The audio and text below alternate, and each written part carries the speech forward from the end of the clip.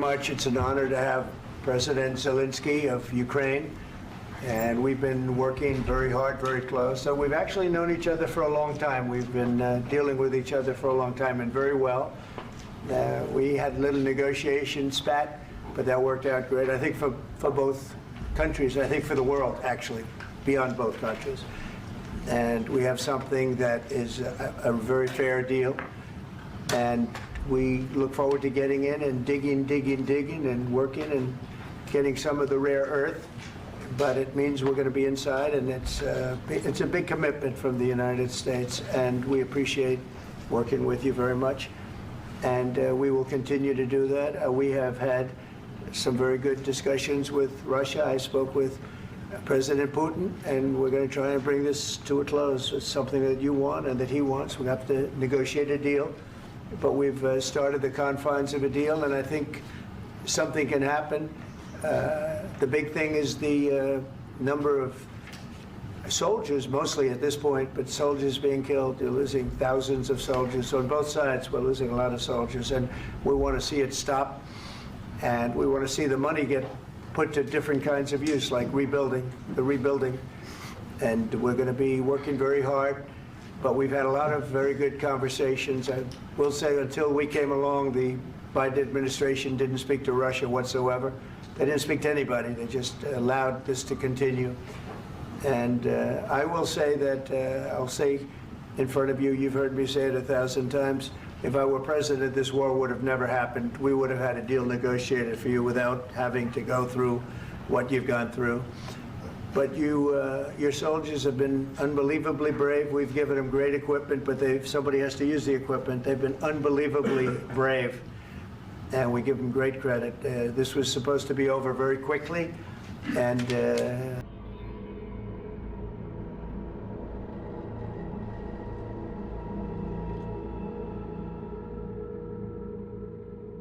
supposed to be over very quickly, and here we are 3 years later. So I give tremendous credit to your generals and your soldiers and yourself in the sense that it's been very hard fighting, very tough fighting. They're great fighters, and you have to be very proud of them from that standpoint. But now we want to get it over with. It's enough, right? We want to get it over with. So it's an honor to have you here. Thank you very much for coming. We're going to sign the agreement at the conference in the East Room in a little while, right after lunch.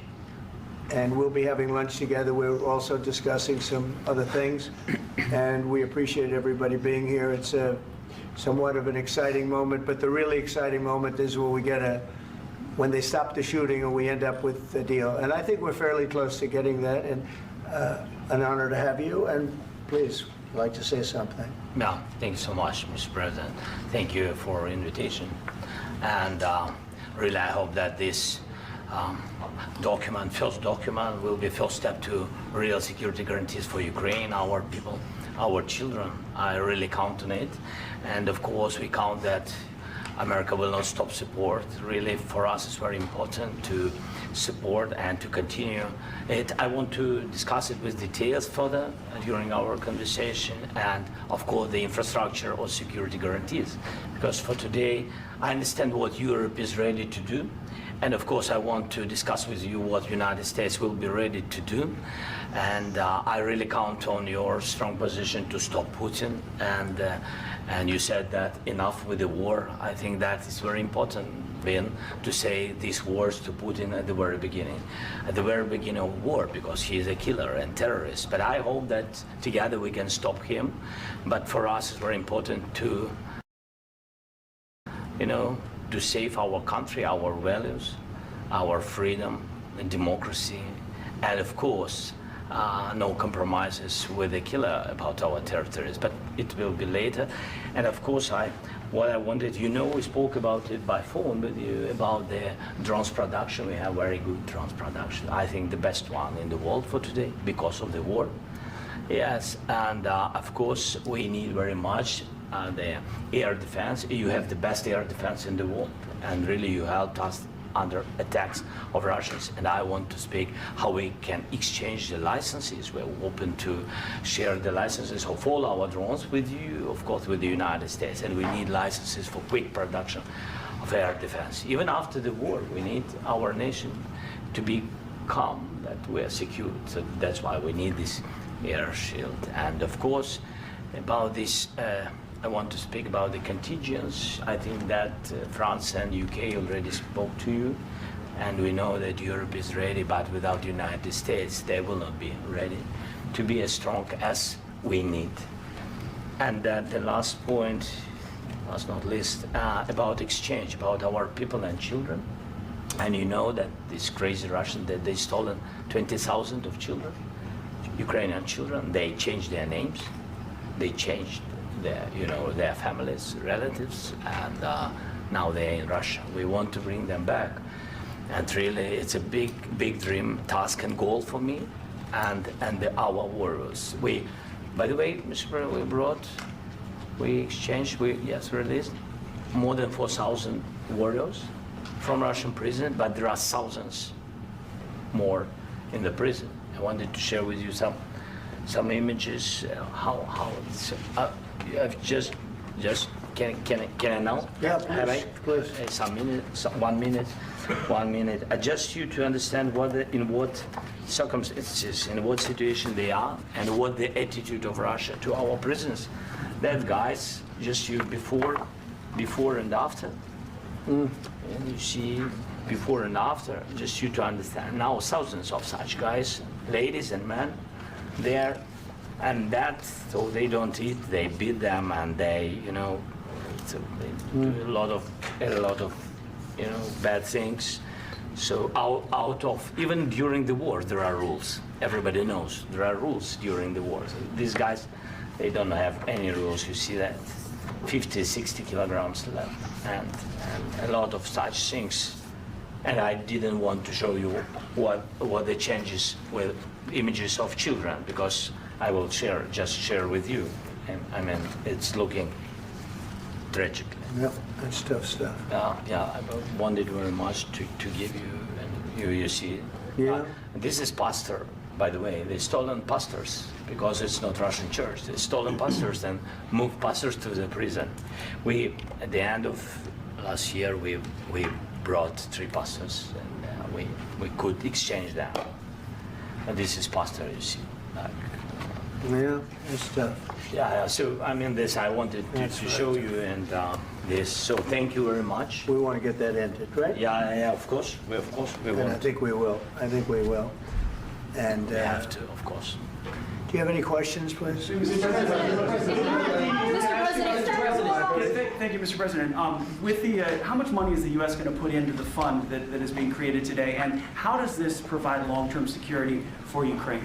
Well, we don't know exactly how much, because we're going to be putting some money in a fund that we're going to get from the raw earth that we're going to be taking and sharing in terms of revenue. So it's going to be a lot of money will be made from the sale and from the use of raw earth. And as you know, our country doesn't have much raw earth. We have a lot of oil and gas, but we don't have a lot of the raw earth. And what we do have is protected by the environmentalists, but that can be unprotected, but still it's not very much. They have among the best in the world in terms of raw earth. So we're going to be using that, using it for all of the things we do, including AI and including weapons and the military, and it's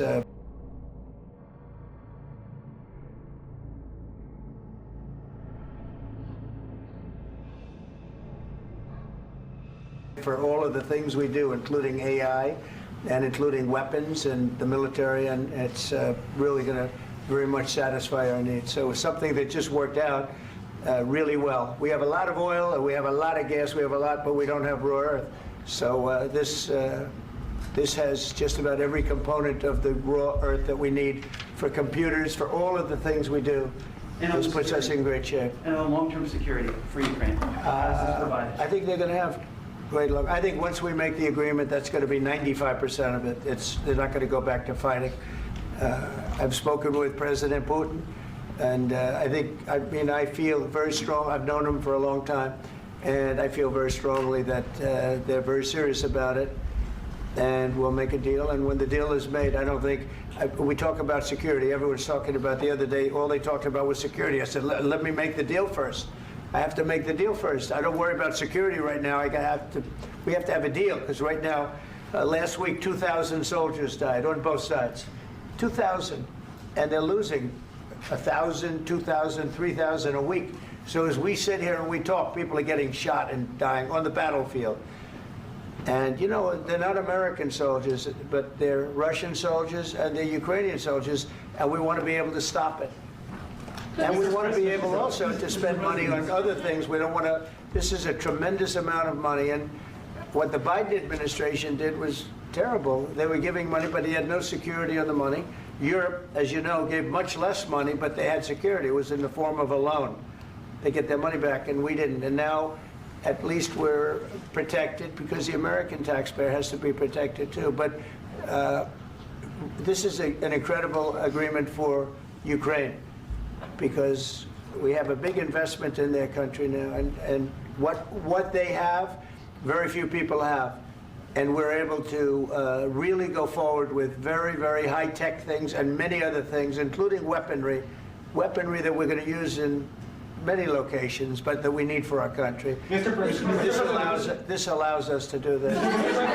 will you continue I'm sorry. sending military aid? Yes, go ahead, please. If I can just, yes. In the document, there is one of the very important points. If we speak about business and investment, we never had LNG terminals in Ukraine. This document will open. I mean, the next documents, but anyway, here we see in the framework, we see a really goodwill for this. LNG terminals for us is very important, and I think for security of European continent. We have the biggest storage, gas storage. We have the biggest in Europe. Yes, yes, and we can use it for LNG, use it for LNG, and we will do it. And really, we can help Europe, because Europe really helped. President Trump said that they made less support, but they are our friends, and they are our very supportive partners. They really gave a lot, Mr. President. They did. They gave a lot, but they gave much less. No. Much less. No. No. Okay. Okay.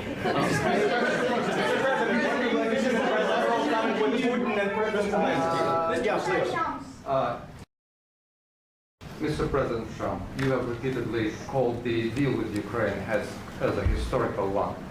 And as a President of the United States, you make historical decisions in other issues which affect America and other world. So what place in the world history do you want to take?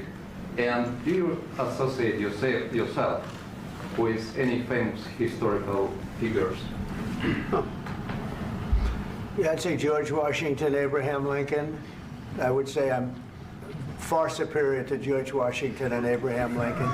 Now, you know I'm only kidding, right? Because when I say that, the fake news is going to go wild. They're going to say he considers himself to be better than Washington. But you never know. You never know. I don't compare myself to anybody. I'm here to do a job. We've had a great 35 days or whatever it might be, a month, a little more than a month. We've accomplished tremendous amounts. Not only this would be a very great achievement if we could get the war stopped and get them back to normalization. I think that's going to happen.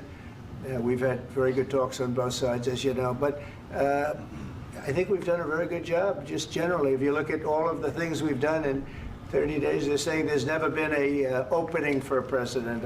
The first month, there's never been a first month like we've had.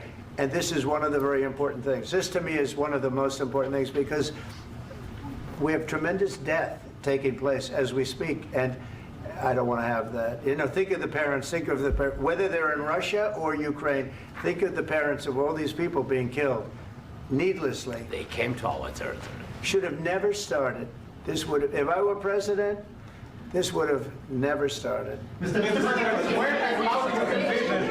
Mr. President, will you continue sending military aid to Ukraine after the U.S. signs this agreement with Ukraine? Yeah, we're going to be continuing. President Zelenskyy, do you feel like the U.S. is on your side, that the President Trump is on your side at this moment? What do you think? He wants to know, do you think that, sort of a stupid question. I guess we wouldn't be here if I wasn't. I think that the United States on our side from the very beginning of occupation, and I think that President Trump on our side, and of course, I'm sure that the United States President will not stop support. This is crucial for us. It's important for us. Yes. And Putin, the president, speaks about the people and the soldiers which are dying, but they came to our territory, they came to our land. They began this war, and they have to stop. And I think this is the question, with really the most important question. Can President Trump, I hope yes, with some other allies, to stop Putin, withdraw these enemies, our enemy, withdraw these troops from our land? And I think that you asked about the history, I think that if President, or when, he will stop Putin, if President Trump will bring peace to our country, I think he will be on this wall. I think. We've had very, very good talks. What about military aid to Ukraine? President Zelenskyy just said that there would be no compromises with Vladimir Putin. I just wanted to ask both of you, firstly, are there compromises that you think that President Zelenskyy is going to have to make? And President Zelenskyy, is there anything that you might be thinking that you may be able to offer or bring to the table, for example, elections? Thank you.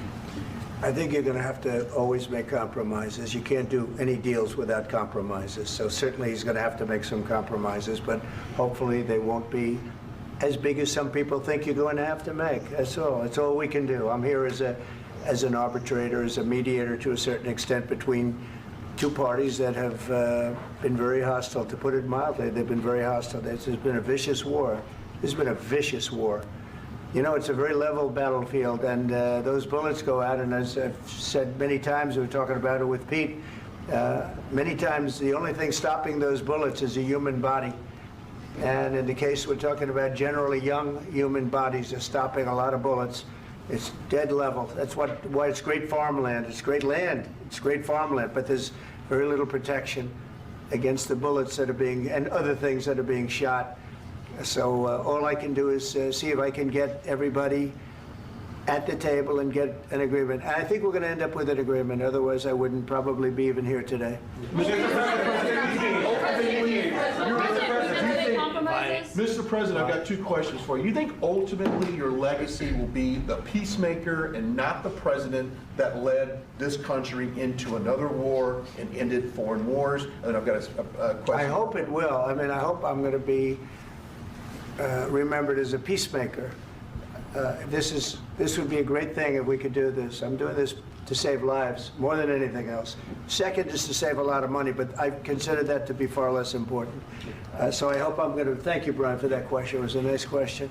I hope I'll be known and recognized as a peacemaker. This would be a great thing to solve. This is a very dangerous situation. You know, this could lead to a third world war. This was headed in the wrong direction.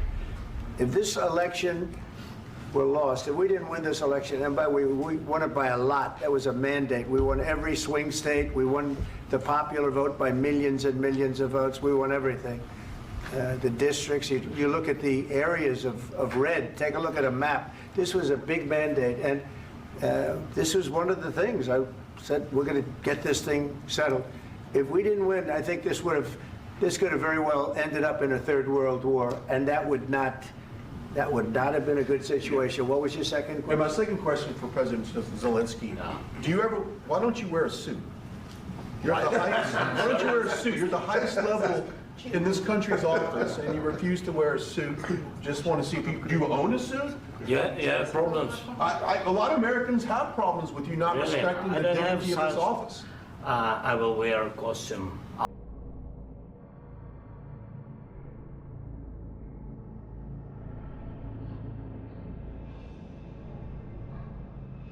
After this war will finish, Okay. yes, maybe one. Maybe something like maybe this? something like Yes, yours, sir. yes. That'd be great. Maybe something better. I don't know. We will see. Maybe something cheaper than yeah. Thank you. Thank you. President Thank Trump, you. Thank you, President Trump. You said yesterday that you President, are you going to send more arms to Ukraine in case there's no peace? Yeah, we're going to have arms to Ukraine, yeah, sure. Hopefully I won't have to send very much because hopefully we're going to have it finished. We're looking forward to finishing this quickly. We're not looking forward to sending a lot of arms. We're looking forward to getting the war finished so we can do other things. But we very much appreciate the agreement because we needed what they had, and we're treating, you know, our country is now treated fairly. Biden didn't do that. He didn't know what the hell he was doing. This should have never happened. This should have never started. But, you know, sure, the answer is yes, but hopefully we won't have to send much because I'm looking forward to getting it done quickly, very quickly. does that mean you'll provide security guarantees, Mr. President? I don't want to talk about security yet because I want to get the deal done. You know, you fall into the same trap like everybody else. A million times you say it over and over. I want to get the deal done. Security is so easy. That's about 2% of the problem. I'm not worried about security. I'm worried about getting the deal done. The security is the easy part. Security is very nice. Everybody stopped shooting. And now will Europe put people there? I know France is going to. I know the UK is going to. I know other countries are going to, and they happen to be right next door. We haven't committed, but we could conceivably. You know, we have security in a different form. We'll have workers there digging, taking the raw earth so that we can create a lot of great product in this country. So in that sense, you have something, but we haven't determined that yet. I will say, in speaking to France and in speaking to, and they were here, as you know, last week and just the other day, they have committed to a lot of security. I don't think you're going to need much security. I think once this deal gets done, it's over. Russia's not going to want to go back, and nobody's going to want to go back. President When Zelensky shaking when his this head deal no. ends, I really believe this deal is going to be over. Well, Question? Yeah, please, go ahead. Thank you. Go ahead. Thank you so Yeah. much. Mr. President, thank you. You had President Macron and Keir Starmer at the White House this past week, both of whom praised your courage and conviction to lead the pathway towards peace. Yes. Part of that involved, though, re-engaging Russia in diplomatic relations, something that previous leaders lacked the conviction to do so. What gave you the moral courage and conviction to step forward and lead that? Well, I love this guy. Who are you with? One American News, sir. Well, that's why I like him. One American News does a great job. I like the question. I think it's a very good question. It's a pathway to peace. It's a pathway to getting something solved. And I feel that as the head of this country, I have an obligation to do that. Plus, you know, we're very much involved. We got involved. It's too bad we got involved because there should have been no involvement because there should have been no war. And there shouldn't have been October 7th. That would have never happened. As you know, Iran was broke. They had no money to give to Hezbollah. They had no money to give to Hamas. They were stone cold broke. And then under Biden, they became rich as hell. They went from no money to $300 billion in a period of 4 years. And they gave a lot of that money away, and you see what happened. And that's a real mess also that we hope to be able to solve. But no, I appreciate your question very much. I feel I have an obligation to try and do something to stop the death. If I can answer, yes, if I can answer, Please, sorry, go ahead. please. And I do like your clothing, by the way. Yeah, really? Even though I think he's a Yeah, great guy, by the way. But I don't know if you two like each other. But you know what? I think he's dressed. I like this guy. I think he's dressed beautiful. So I have more serious things than answer on such Yeah, questions. sure, that's I will okay. answer on more serious That's a good questions if I statement. can. That's good. Yeah. So please, about security guarantees and about just ceasefire. We can't just speak about ceasefire and speak. It will not work. Just ceasefire will never work because I'm like the president. I have this experience, and not only me. Ukraine before my presidency, from the 2014, Putin broken 25 times. 25 times he broken his own signature. 25 times he broken ceasefire. But he never broke to me. He never broke No, to no, me. you were the president. He You were never the broke- president he during. never broke to me. In 2016, you've been the president, Mr. President. You've been the president, but he had, of course, not with you, but he had during those period, he had conversations with our side. And we had Normandy format, you know, the France, Germany, Ukraine, and Russia. And he broken 25 times. That's why we will never accept just ceasefire. It will not work without security guarantees. Security guarantees, maybe President is right about this document and other, but this document is not enough. Strong army is enough because his soldiers afraid, Putin's soldiers afraid of our soldiers when we're strong enough. If we are not strong enough, if we are empty, if our storage is empty, we can't defend our land. Today, you know, he knows that we have, all the world knows that we have meeting, yes? Why he's using ballistic? Putin today using ballistic on our hospitals, schools, and etc. Ballistic. So he knows that we are here and that President Trump is really have goodwill to stop this war. And you hear now the president. So why he's using? So he doesn't want to stop. He doesn't want. But I hope that we will do it. Really, we'll do it. Security. When we speak about security guarantees, when the Europeans are ready for contingents, they need USA backstop.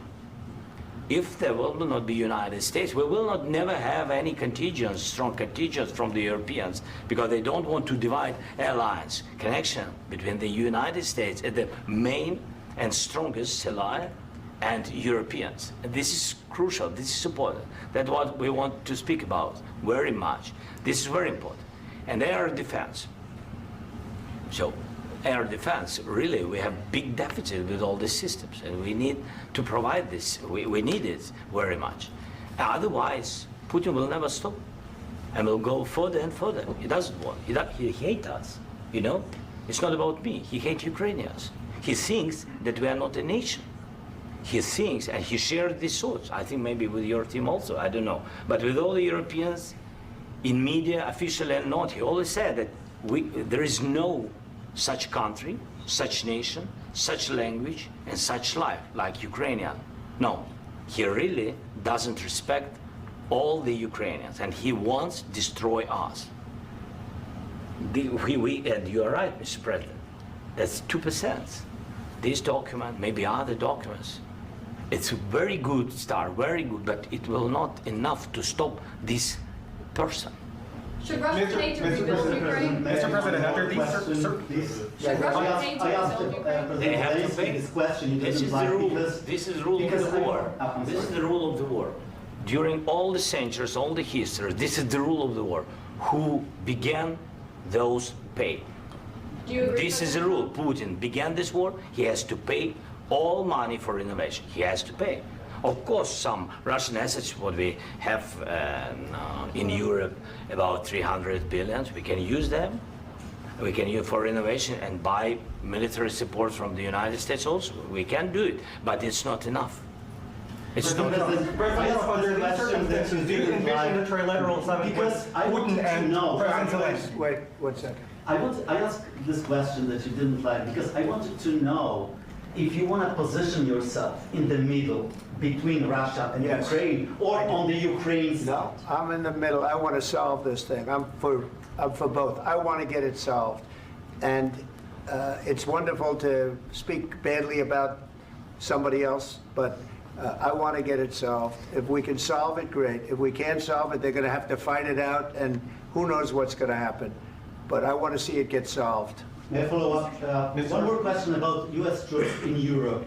After Russian invasion of Ukraine, your predecessor sent additional troops to Eastern Europe, including Poland, my country. Yeah. Are you committed to keeping these troops on the eastern flank of NATO in the future? I'm very committed to Poland. I think Poland has really stepped up and done a great job for NATO. They, as you know, they paid more than they had to. They are one of the finest groups of people I've ever known. I'm very committed to Poland. What about Baltics? Poland's in a tough neighborhood, you know. What about the Baltics? The Baltics, they got a lot of, it's a tough neighborhood too. but we're committed. We're going to be very committed, and we're committed to NATO. But NATO has to step up, and the Europeans have to step up more than they have. And I want to see them equalize, because they are in for far less than we're in, and they should be at least equal. You understand that? Why is the United States, we have an ocean in between, why is the United States in for so much more money and other things as Europe? With that being said, and as you said, they've also been obviously very helpful, but we have put in far more than they have, and I think they should equalize. Mr. President, Please, go Can I ahead. ask you about the agreement again today? What changed between the first time that Secretary Bessent gave President Zelensky the agreement and today for the signing? We made a deal. So What was the I'm difference? just- Deciding factor? I'm a business person. We made a deal. That's what changed. Mr. President, I didn't think we were going to make a deal, and we ended up making the deal, so that changed. Mr. President, what and how do you envision a trilateral summit with President Zelensky and Putin? I don't know, under but these well, they circumstances? don't like each other. I can tell you that. Okay? They do not like each other. This is not a love match, and it's unfortunate. That's why you're in this situation. The United States should not have allowed this to happen. Okay? The United States, run by a man that didn't know much. I'm going to be very nice. Run by an incompetent person, very incompetent person, should never have allowed this to happen. I've stopped wars. I've stopped many wars. My people will tell you, I stopped wars that nobody ever heard about. I stopped wars before they ever started. You can look at some of, I could give you a lot of nations that would tell you right now they were probably going to war. I could tell you right now there's a nation thinking about going to war on something that nobody in this room has ever even heard about. Two smaller nations, but big, still big. And I think I've stopped it. But this should have never happened. Mr. President. Sorry, just a second. About any negotiations. First of all, I want really to tell you, and I think that everybody understands that Ukraine, more than Ukrainians, nobody wants to stop this war.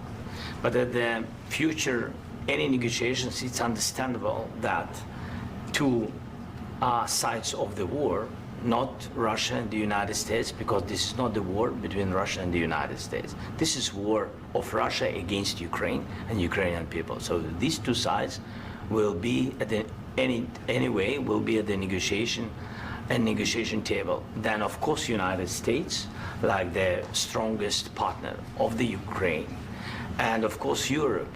I think Europe is very important. I want to speak about it with the president. Yes, Europe is very important for us because we really defend Europe for today. All Europeans really recognize that we are defending the line, and they have real life, and our people are dying. That's why they helped us. And also, it's about the NATO. Yes, between, like the president said, you have big, nice ocean. Yes, between us. But if we will not stay, Russia will go further to Baltics and to Poland, by the way. But first to the Baltics. It's understandable for them because they've been in the USSR. You know, they've been one of the republics of the USSR, and Putin wants to bring them back to his empire. It's a fact. And when he will go there, if we will not stay, you will fight. Your American soldiers, it doesn't matter, do you have ocean or not, your soldiers will fight. Mr. President, would you be willing to visit Ukraine, maybe Kyiv or Odessa, which is going to be at the Riviera or Black Sea? It was my question. I'm sorry. I don't want to talk about Odessa now. Let's not talk about Odessa. I want to talk about making a deal, getting peace. We don't have to talk about Odessa, but a lot of cities have been destroyed. A lot of cities that are not recognizable. There's not a building standing. No. And a lot of things have Mr. President, you have to come and to look. No. We have very good cities. Yes, a lot of things been destroyed, but mostly cities alive, and people work, and children go to school. Sometimes it's very difficult. Sometimes closer to front line, children have to go to underground schools or online. But we live. Ukraine is fighting, and Ukraine lives. This is very important. And maybe it's Putin is sharing this information that he destroyed us. No, he lost 700,000 people, 700,000 soldiers. He lost everything. Yes.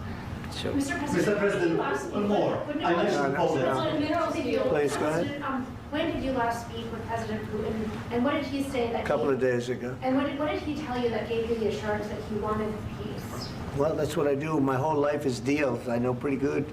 And I've known him for a long time. I've dealt with him for a long time. He had to suffer through the Russia hoax. You know, Russia was a hoax. It was all Biden. It was nothing to do with him. So he had to suffer through that, and he was able to do that. I think that he wants to make a deal, and he'd like to see it end. That's all I do. That's what I do. My whole life, that's what I do, is make deals. And I'm in the middle of a mess, because this is a real mess. It's a very dangerous one. If this doesn't get solved now, it's not going to get solved for a long time. So I hope we're going to get it solved. In the back, please. Thank you, Mr. President. Prime Minister Starmer claims repeatedly that his government believes in free speech and crimes, and even more worrisome is pressuring American companies to censor Americans on his behalf. How can he be a reliable, trustworthy partner when he says things that are demonstrably false on such an important topic? Well, we actually spoke to him about that yesterday, and we thought they took it very, very much too far. JD was very strong on it. So was I. So was Marco, and we've been speaking to him about it. Marco, would you like to say something about that? Yeah, we have concerns, obviously, with the conduct of theirs, particularly as it impacts Americans. And there's real concern that American speech, which is online, could fall into the hands of British or any country's jurisdiction. And so this is a point the Vice President made at Munich, and I think it's a very compelling one, that what unites us with Europe, as much as anything else, is these shared values, and one of them being free speech. And so if Americans are threatened by it, we're going to need to take action in that regard. Mr. President. It's actually a very important question. We spoke about this in detail with the Prime Minister, the Foreign Secretary, and others at lunch yesterday. And I know that Secretary of Commerce Lutnick followed up in private meetings last night. This is really important. We believe Americans have the right to speak their mind, even if we in this room disagree with them. They have the right to speak their mind in the public square, which is often online these days. And we're going to defend that right as it pertains to American companies and American citizens vigorously if we have to. I do think that under the President's leadership, we're going to find common ground with our friends in the UK on this question, but it remains to be seen. The principle that will guide us is we believe in free speech in this country, and we'll fight for it for American citizens. Mr. President, on the deal, is there any other oil and gas component to the deal? Is it all critical? A little bit. We'll see. On LNG? But we're not really looking for that so much. We got a lot. We have more than anybody in the world, by far. So no, we're not talking about it too much, but a little bit. I think it affects also, but for the most part, no.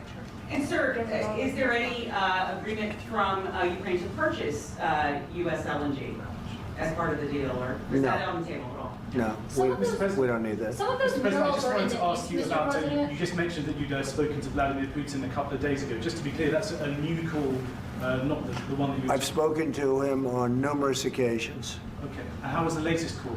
What did you discuss? How did it go? Are you serious with that question? I am, I'd love to know.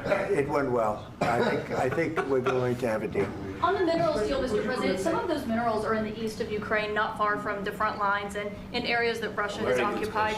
Will you direct President Putin to withdraw his forces from those areas if there's U.S. interest Well, there? we'll take a look at the time. We have a lot of area. It's a very big area we're talking about, so we'll take a look. I'll study that, and I'll see. And who would protect those minerals if they are U.S. interests? Would that be Ukrainian forces? They'll be protected. The agreement will protect them. U.S. The forces? agreement, yeah, we're signing an agreement. Right, but what if Russia tries to invade, or there's Russian aggression in those spots? I just told you, I don't think that's going to happen. And if that were going to happen, I wouldn't make a deal. If I thought that was going to happen, I wouldn't make a deal. Some people may wonder why. You know, they ought to focus on CNN on survival, not asking me these ridiculous questions. Focus on surviving, because CNN's got such low ratings. I don't think they're going to survive. Let's go. Please, go. I already mentioned Poland. Poland was under Russian control for decades after the Second World War. When I was a kid, I looked at the United States not only as a most powerful country, richest country in the world, the country that has great music, great movies, great muscle cars, but also as a force for good. Do you, and now I'm talking with my friends in Poland, and they are worried that you align yourself too much with Putin. What's your message for them? Well, if I didn't align myself with both of them, you'd never have a deal. You want me to say really terrible things about Putin and then say, "Hi, Vladimir, how are we doing on the deal?" That doesn't work that way. I'm not aligned with Putin. I'm not aligned with anybody. I'm aligned with the United States of America and for the good of the world. I'm aligned with the world, and I want to get this thing over with. You see the hatred he's got for Putin. It's very tough for me to make a deal with that kind of hate. He's got tremendous hatred, and I understand that, but I can tell you the other side isn't exactly in love with, you know, him either. So it's not a question of alignment. I'm aligned with the world. I want to get the thing set. I'm aligned with Europe. I want to see if we can get this thing done. You want me to be tough? I could be tougher than any human being you've ever seen. I'd be so tough. But you're never going to get a deal that way, so that's the way it goes. All right, one more question. Hey, I want to respond to this. So look, for 4 years in the United States of America, we had a president who stood up at press conferences and talked tough about Vladimir Putin, and then Putin invaded Ukraine and destroyed a significant chunk of the country. The path to peace and the path to prosperity is maybe engaging in diplomacy. We tried the pathway of Joe Biden of thumping our chest and pretending that the President of the United States' words mattered more than the President of the United States' actions. What makes America a good country is America engaging in diplomacy. That's what President Trump is doing. Can I ask you? Sure. Yeah? Yeah. Okay. So he occupied our parts, big parts of Ukraine, part of East and Crimea. So he occupied it on 2014. So during a lot of years, so I'm not speaking about just Biden, but those time was Obama, then President Obama, then President Trump, then President Biden, now President Trump, and God bless, now President Trump will stop him.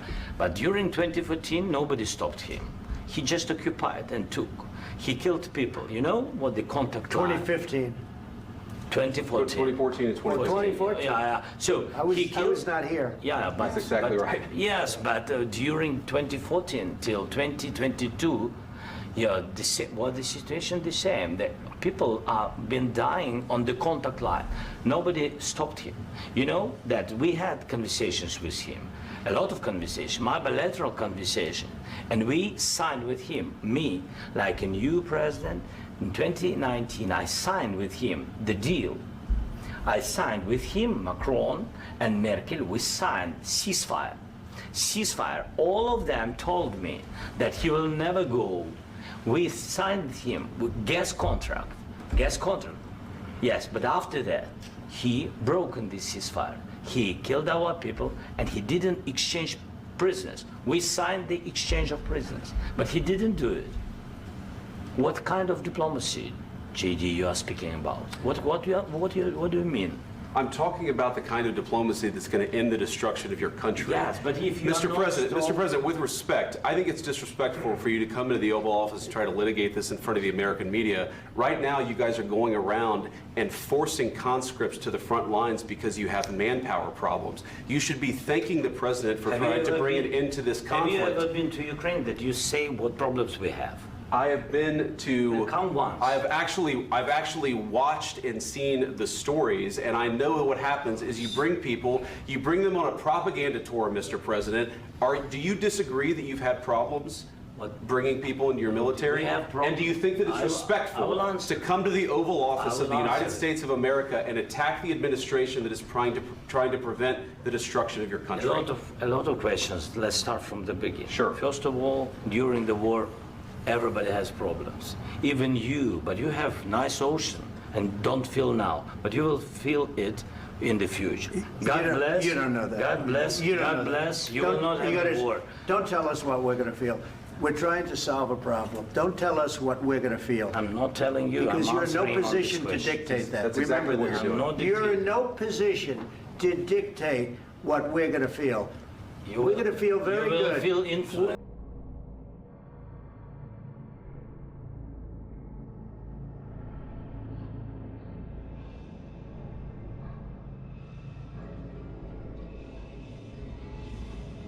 We're going to feel very I'm good and telling very you, strong. You will feel influence. You're right now not in a very good position. You've allowed From the yourself very- to be in a from very the very bad position, beginning and he of the happens war. to be right about From the it. very beginning of the war. You're not Mr. in a good Brown, position. I You was don't have the saying- cards right now. With us, you start having I'm not playing cards. cards. Right now, you I'm don't. very You're playing serious, cards. Mr. President. You're I'm playing very cards. serious. You're I'm gambling the with the president lives in of war. millions of people. You think You're you- gambling with World War What do you- III. what do you You're speaking gambling about? with What are you World speaking War about? III. And You- what you're doing is very disrespectful to the country, this country. I'm That's with back all to you. respect to your Far country. more than a lot of people said very they respect. should have. Have you said thank you once this A lot entire of meeting? times. No, in this Even entire meeting, today. have you said thank Even you? today. You went to Pennsylvania and campaigned for the opposition in October. Offer some words of appreciation for the United States are of you speaking America about? and the president who's trying to save your country. Please, you think that if you will speak very loudly about the war, you He's can... not speaking loudly. He's not Yeah. speaking loudly. Your country's Can I- in big can- trouble. can I Wait a answer? minute. No, Can you've I done a lot answer? of talking. Your country is in big trouble. I know. You're not I winning. know. You're not winning this. You have a damn good chance of we are coming out staying- okay because of Mr. us. President, we are staying in our country, staying strong from the very beginning of the war. We've been alone, and we are thankful. I said thanks You haven't in been this alone. cabinet, You and haven't not been only alone. in this We cabinet. gave you, through I this said thank stupid you. president, $350 billion. You voted We gave for you your military president. equipment, You and you voted men for are your brave, president. but they had to use our military. What about you If you didn't have You our invited military me- equipment, you invited if me you to didn't speak- have our military equipment, this war would have been over in 2 weeks. In 3 okay? days, I heard it from Putin. In 3 days, this is something Maybe new. less. In 2 weeks, of course, yes. It's going to be a very hard thing to do business like this. I Again, tell you. just say thank you. I said a lot of accept times that thank there- you accept to that- American people. Accept that there are disagreements, and let's go litigate those disagreements rather than trying to fight it out in the American media when you're wrong. We know that you're wrong. But you see, I think it's good for the American people to see what's going on. I understand, sir. I think it's I very understand. important. That's why I kept this going so long. You have to be thankful. You don't have the I'm cards. thankful. You're buried there. Your people are dying. tell you You're again, running I low know. on soldiers. Don't- Listen, don't please, you're running Mr. low on President. soldiers.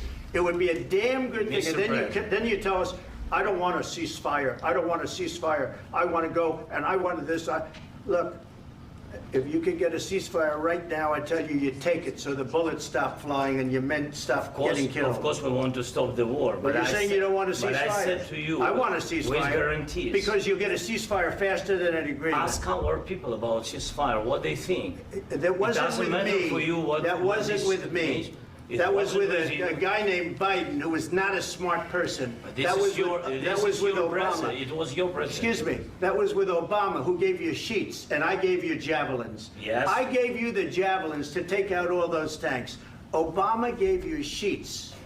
In fact, the statement is, Obama gave sheets and Trump gave javelins. You got to be more thankful, because let me tell you, you don't have the cards. With us, you have the cards. But without us, you don't have any cards. One more question to Mr. Vice President.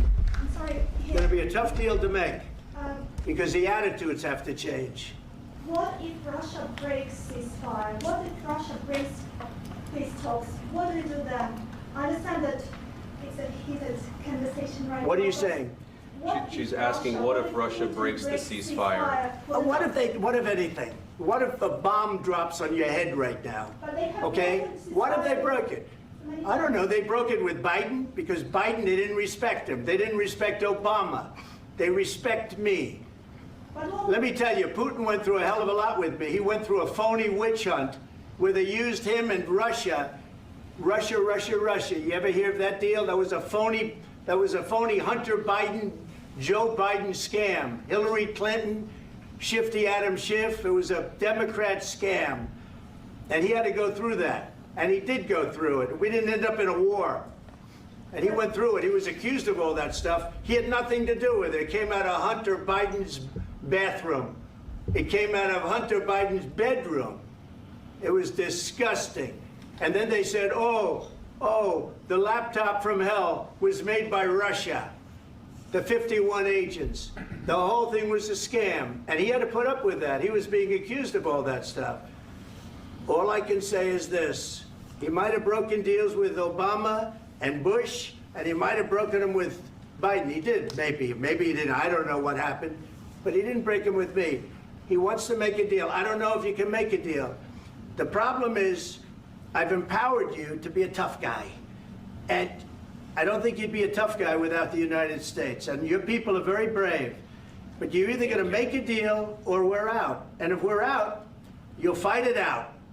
I don't think it's going to be pretty, but you'll fight it out. But you don't have the cards. But once we sign that deal, you're in a much better position. But you're not acting at all thankful. And that's not a nice thing. I'll be honest, that's not a nice thing.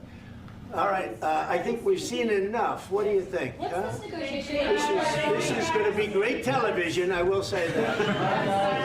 All right. We'll see what we can do about putting it together. Thanks, sir. And I need the back of the chair. Negotiate, you're the non- We'll see, I don't know. All right, guys, come on. Wait, I'm the president. Hey,